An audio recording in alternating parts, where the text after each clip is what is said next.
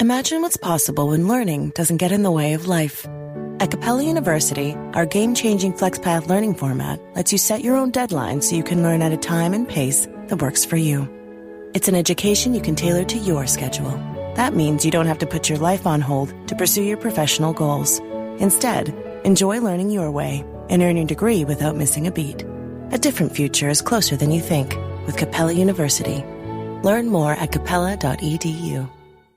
Hi, and welcome to the 10-Minute Food Truck Training Podcast. My name is Bill Moore. I am a food truck business trainer, author of Food Truck 101, Beginner to Winner, and Food Truck 201, Get Off the Truck. This podcast is all about helping you start and grow your food truck business. For the last couple of weeks, I have been talking about my book, Food Truck 101, Beginner to Winner. Been going through it one chapter a day. We are up to the last chapter of the book. It is all about security. And I'm going to give you guys some tips on security so you can keep your property within your possession. So what I want you to think about is, have you read about or heard about or seen someone that has had their food truck stolen? I'm not talking about a robbery. I'm talking about their food truck has been stolen. That's the first thing we're going to go over. If you have a food trailer, it is super easy for someone to back up a pickup truck that has a hitch on it and pull it away. It can be done literally in seconds. And then they'll take it and strip it and clean it, sell all the equipment, and then they can just sell the trailer itself as a cargo trailer. Very quick and easy theft. On average, about one trailer gets stolen per week. And that's not something you want to ever have to deal with. So, how do we stop it? First thing I suggest you do is to understand you have to stack multiple anti-theft devices on your truck or trailer. At the very minimum, put on wheel locks, put on hitch locks. Both of those, if you only put them on singly, probably can be defeated. But when a would-be thief walks up and they see a wheel boot on each side of the wheel, one on the left, one on the right, and then they go to the trailer hitch and see that it's also got a lock on it, they're going to go look for a trailer that's going to be easier to steal. Bolt cutters will cut off locks in split seconds. So you want to spend decent money on getting the type of hitch locks and the type of wheel locks that can't be cut through with a bolt cutter, which means you're spending a few $100s on those locks. Those $20 and $30 and $40 hitch locks, don't even waste your time. Bolt cutter cuts them off in about 1 second. Truck backs up, pulls it off, and your trailer is gone. And all you've done is waste $50. So spend money getting the $300 and $400 hitch locks and the $200 and $300 wheel locks. If you have an actual truck, get a disabling alarm so it audibly goes off and also disables the engine to where they can't start. I also suggest you put a GPS tracker on whether it's a truck or a trailer or even a hot dog cart. But I would put a GPS trailer on there, and then I would also put a sticker that lets the thieves know that there's GPS tracking on it, but I would put 2 trackers on it. One in a very obvious place, so when the thief finds it,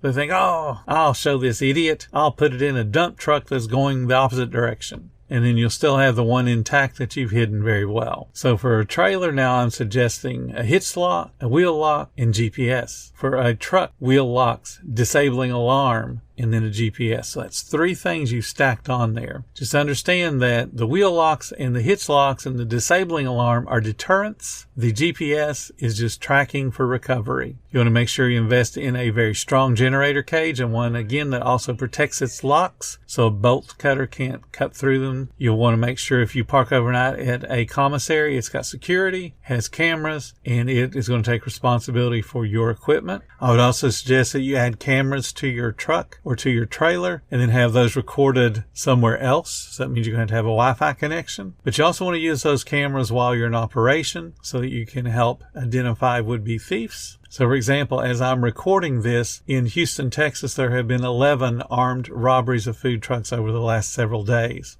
And a young Hispanic person is opening up the back door of a food truck, stepping onto it with a shotgun pointed at the nearest person, and then demanding them put the money in a bag and throwing the bag at his feet. Stupid person has been caught on at least 2 cameras that I know of, and there could be more. With the police are showing his face around, and hopefully he gets run back to where he's from.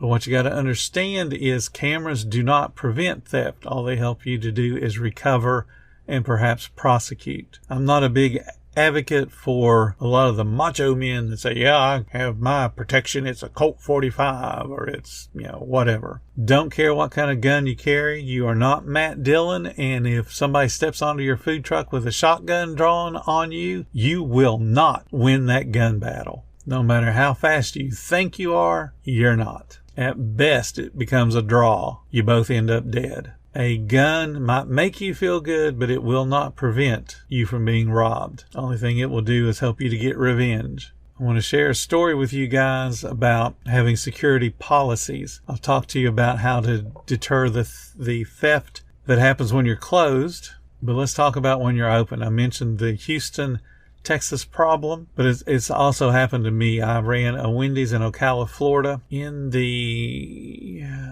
late 80s, and that particular Wendy's was robbed. It's one on Archer Road in Gainesville, Florida. A guy came up to the back door, just knocked on the back door as if he was an employee, and someone let him in. And of course, that was the first mistake. The employee did not identify who was knocking at the back door. Just heard a knock, let him in. And the person came in, went straight to the manager's office and demanded he open the safe. And of course, the guy had a gun. And he proceeded to walk off with a couple of deposits and all the cash they had in the store, probably a couple $1,000s back then. Problem was, because the employee made it too easy for him to get in, they robbed the same manager about a month later, except this time they just watched for his car. When he pulled away, they knew what he was going to be doing. He was going to be going to the bank. So they basically stopped him in the parking lot of the bank and robbed him, and again got a couple of deposits and a few $100s for change. So we probably made another couple $1,000s. This same franchise, and it makes me think it was an inside job, a different store in Ocala on Pine Street was robbed during this same time, and this one was at closing. So now you have an opening, an early morning, and now a closing. And this one, the guy just hung out in the restaurant in the bathroom. No one checked the bathrooms when they locked the doors. Once the doors were locked, he proceeded to go back and rob everybody of all their change and money they had on them, plus the bank and the deposits from the store. But he was getting a little bit cocky and decided he was going to beat the employees because they weren't doing things fast enough for him.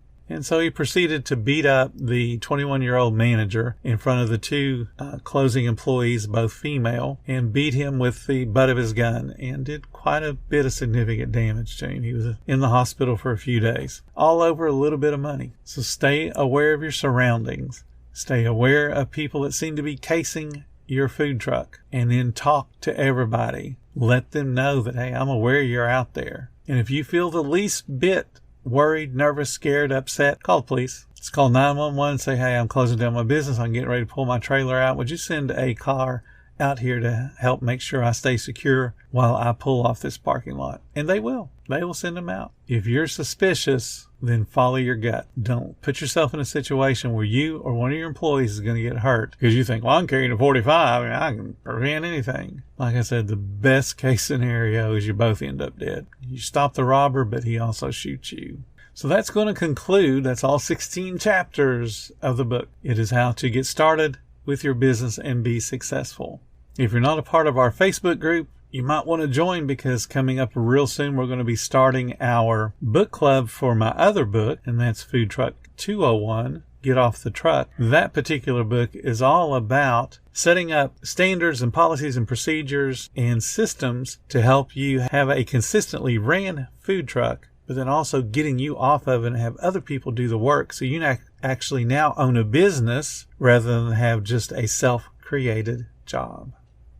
Thank you guys so much for listening to the 10-Minute Food Truck Training Podcast. If you're finding all the information helpful to your food truck business, please become a supporter of the podcast. Just hit the support button or follow the link in the description. Every little bit does help keep us going. Join our Facebook group. It's called Food Truck Training. We have a whole bunch of awesome members at all different levels, from brand new beginners to decades-old veterans. They've all got your back when it comes to helping you with your food truck. And again, thank you for listening. Come back tomorrow, because you know I got plenty more to say when it comes to helping you and your food truck business grow.